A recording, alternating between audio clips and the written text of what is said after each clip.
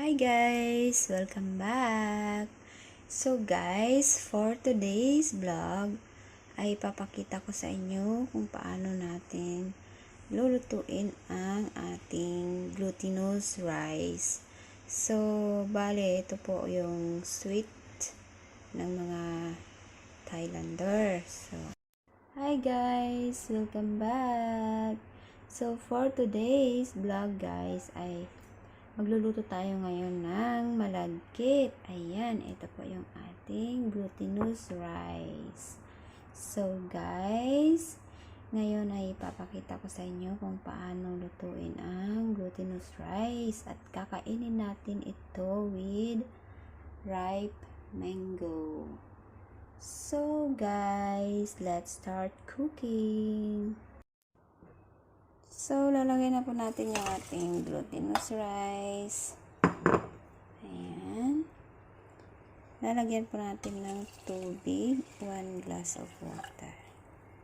Ayan. Lalagyan po natin ng asin, guys. Ayan.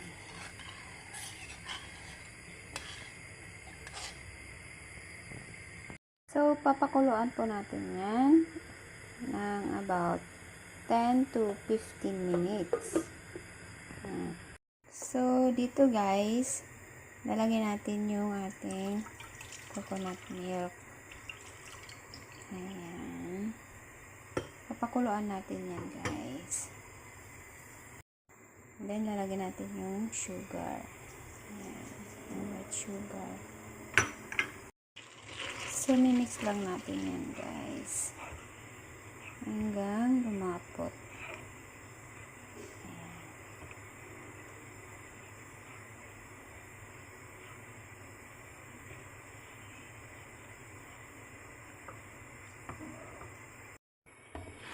So, ayan guys. Kumukulo na siya.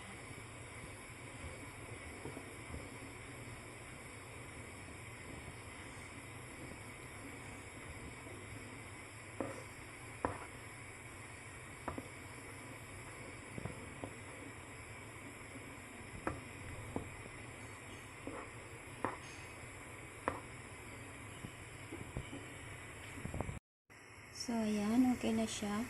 So, i-off na natin yung gas, guys. Ayan.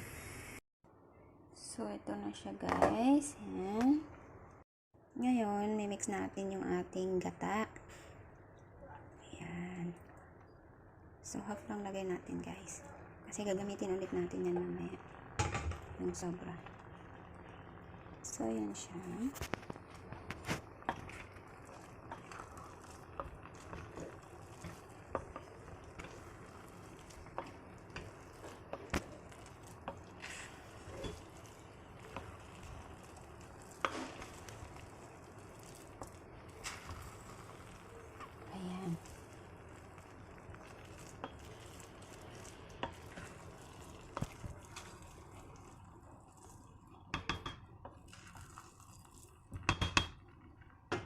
Takpan ulit natin guys. Ayan. Wait natin hanggang maluto na talaga yung ating glutinous rice.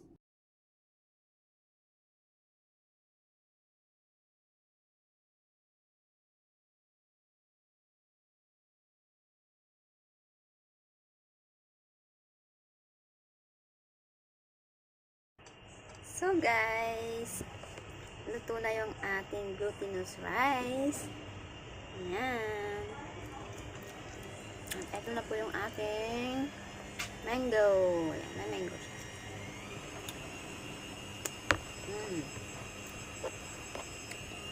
Ito din po yung ating coconut milk. Ano, ganyan siya guys. Yan, ang sarap.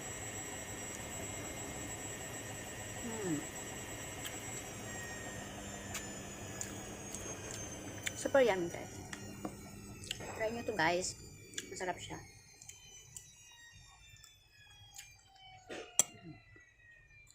So yummy.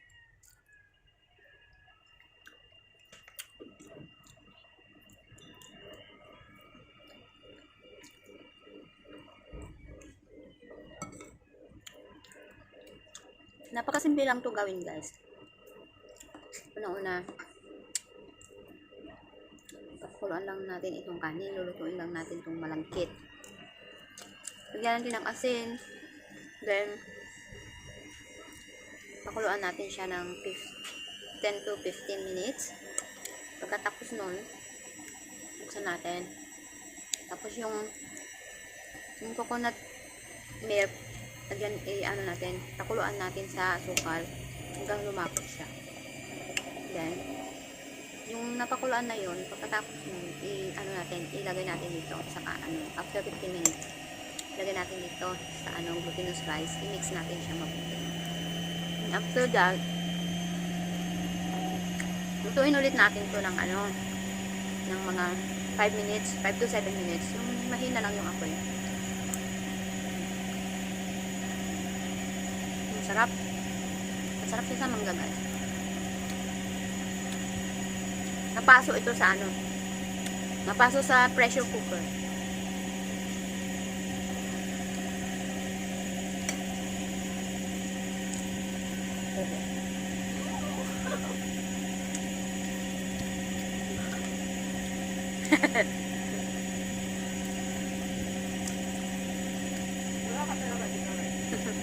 Sarap siya.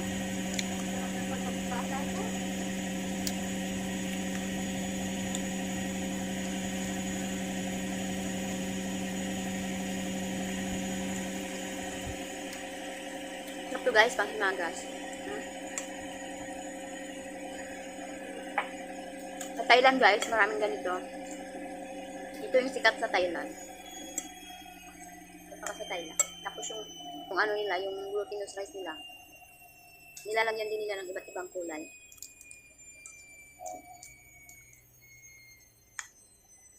Sarap.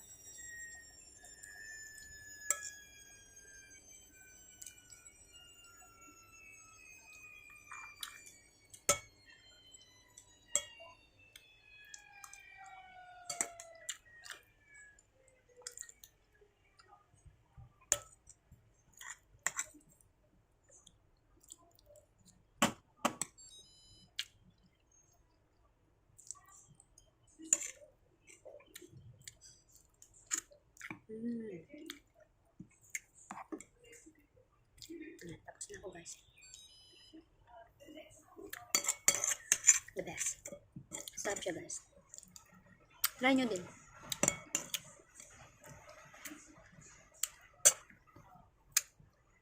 Thank you so much for watching, guys. Please don't forget to like, subscribe, and share. Bye-bye! Hello everyone! Welcome back to my channel. Ayan, for today's vlog, guys, ay magluluto tayo ngayon ng ginataang hipon. So, ayan. Ito po yung ating mga ingredients na gagamitin sa pagluluto ng ginataang hipon. So, meron po tayong garlic, onions, and ginger. Meron din po tayong young corn. Meron tayong French beans, kalabasa,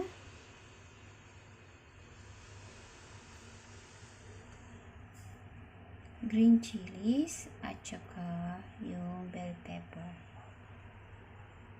Meron din po tayong coconut milk. Ayan. And yung salt at saka yung nor cubes. Ayan. So guys, let's cook now. Ayan. So ayan, lalagyan na po natin ng mantika, guys. Ayan.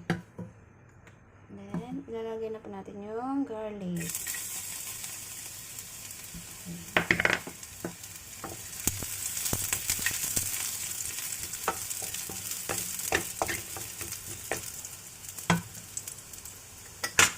So, next, yung ating onions and yung ginger.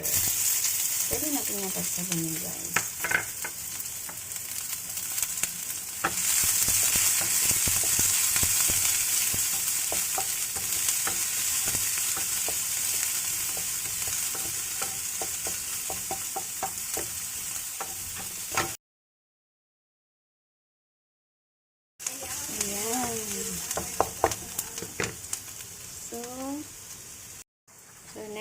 Lalagyan natin yung capsicum, guys.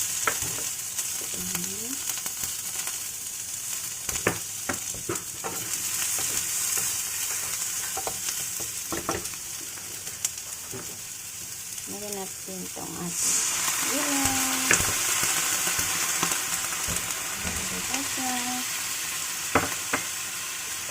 At itong langkong. Mix natin mabuti. Ayan. And then, lagyan na natin siya, guys, ng asin.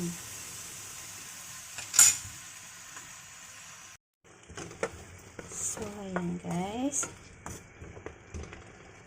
Lagay na natin yung ating coconut milk. Ayan.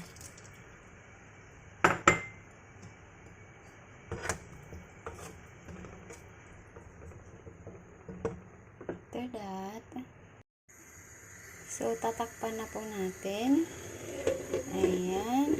Hintayin natin siyang kumulo, guys. So, ayan, guys. Kumulo na siya. Lalagyan na po natin yung ating prawns. Ayan po yung hipon natin. After that, lagyan na po natin ng more cubes. So, ayan.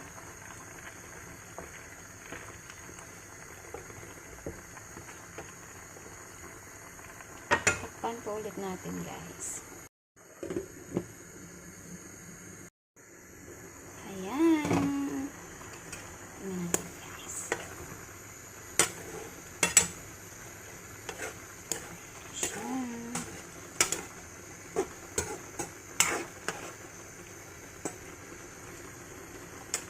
So, lalagyan na po natin yung chilies. Ayan.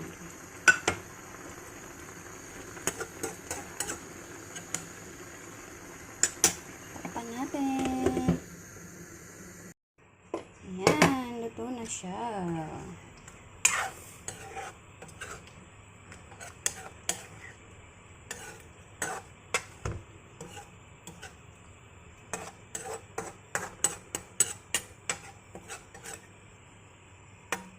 So, yan, ready to serve na ang ating ginataan, guys.